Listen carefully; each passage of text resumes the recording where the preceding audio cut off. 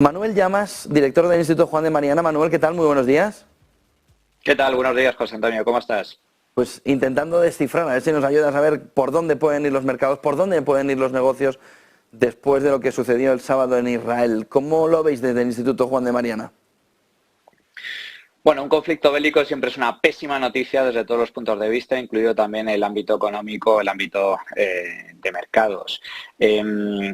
Eso genera incertidumbre política y ya sabemos cómo actúa el ser humano ante la incertidumbre. Si ya la incertidumbre es algo ineradicable, a lo que nos tenemos que enfrentar día a día, y bien lo sabes tú en el ámbito de los mercados financieros, pues cuando hay un conflicto bélico de esta naturaleza, esa incertidumbre crece y por lo tanto también la volatilidad, lo cual no tiene por qué significar o no significa que exista un contexto de mayor riesgo, pero sí de mayor volatilidad y también de mayor incertidumbre. Hay que recordar que lo que ha sucedido este fin de semana es el mayor ataque que ha registrado Israel en los últimos 50 años, desde la última guerra que tuvo lugar con el resto de sus países árabes vecinos. Nunca antes Israel se había enfrentado a un conflicto de esta naturaleza, a un ataque de esta naturaleza, con cerca de 1.000 muertos, con más de 2.000 heridos, con gente secuestrada. Y ahora lo que va a suceder es que vamos a ver cómo evoluciona el conflicto en Gaza. Israel, yo creo que el gobierno israelí ha dejado claro cuál es su postura. Va a haber una respuesta, ya la está viendo, contundente para acabar con el terrorismo de Hamás, para neutralizar a estos asesinos que han atacado de forma absolutamente deleznable a la población civil en el sur de Israel. Y aquí la clave del asunto es si se van a ver implicados dentro del conflicto otras potencias. Y dentro de este contexto, el jugador clave es sin duda Irán. Los propios jefes de Hamás han anunciado abiertamente que han recibido respaldo de Irán para llevar a cabo estas atrocidades. Y a pesar de que el régimen iraní lo ha negado, todo apunta a que efectivamente ha habido apoyo financiero, apoyo logístico por parte de Irán. Por lo tanto, aquí la clave, el gran interrogante es si este conflicto se va a quedar única y exclusivamente una cuestión interna entre Israel y Gaza, hasta que finalmente el ejército israelí entre en Gaza y acabe o neutralice a Hamás, o si va a escalar. En caso de que escale, lógicamente, las consecuencias sí se harán notar en los mercados financieros y especialmente en el mercado del crudo. Si el conflicto permanece como se espera que permanezca a corto y medio plazo, es decir, una cuestión interna por parte de Israel y en una lucha directa con Hamás, sus repercusiones, sus efectos sobre los mercados bursátiles a nivel global serán muy limitados o directamente nulos. ¿Debería cambiar algo en la política monetaria? Ayer vimos varios miembros de la FED que apuntaban a una posibilidad de pausa más cercana por lo que estaba sucediendo en Israel y por que no tuviese una afección en el mercado de petróleo. Vamos a ver si esta última parte de verdad se cumple, pero ¿crees que los bancos centrales deberían cambiar o deberían modificar la pauta que tenían antes de este sábado? Pues yo creo que no.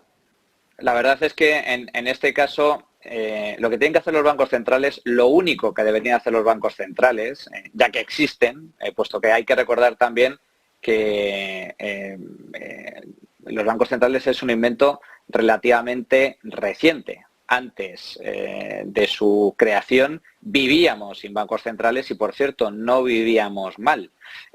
Durante buena parte del siglo XIX, principios del siglo XX, los ciclos recurrentes de auge y depresión económica eran mucho más cortos y menos frecuentes que desde que existen precisamente los bancos centrales. De hecho, Estados Unidos registró el mayor crecimiento de su historia sin necesidad de que existiera un banco central en la segunda mitad del siglo XIX y, como digo, también principios del siglo XX. Ahora bien, dicho lo cual, ya que existen, su única función debería ser controlar la inflación. El problema es que no lo hacen.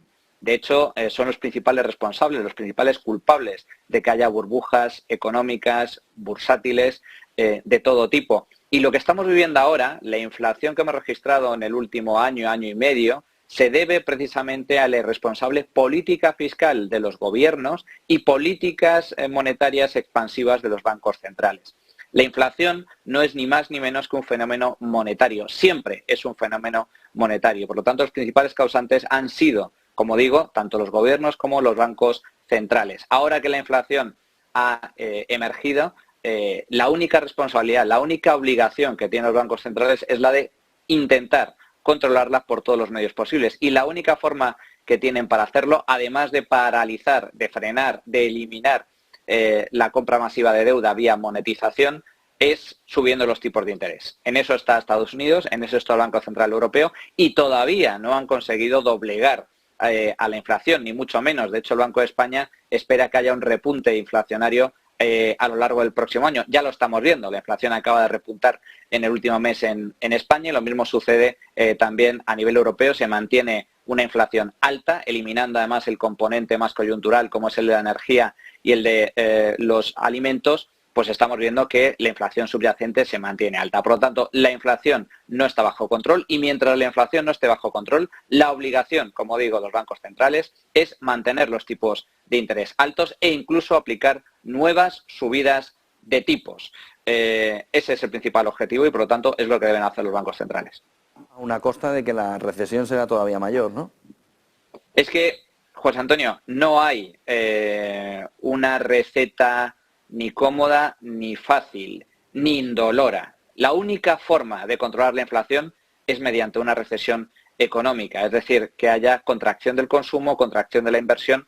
El problema en estos momentos es que no se está siguiendo una coordinación entre bancos centrales y gobiernos.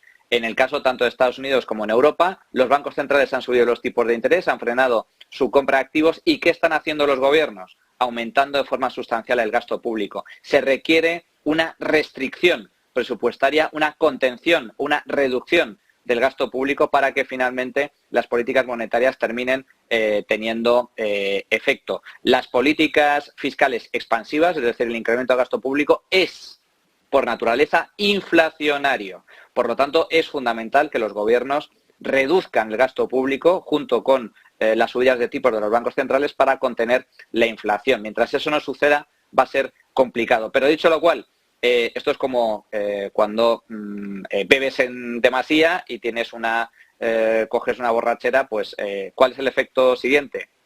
Una resaca.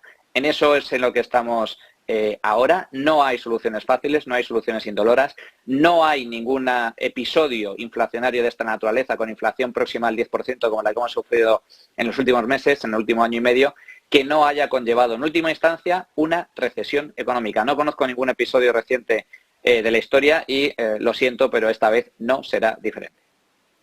Por último, Manuel, ha quedado en una posición complicada los que defienden la teoría de la teoría monetaria moderna. Totalmente, una vez más.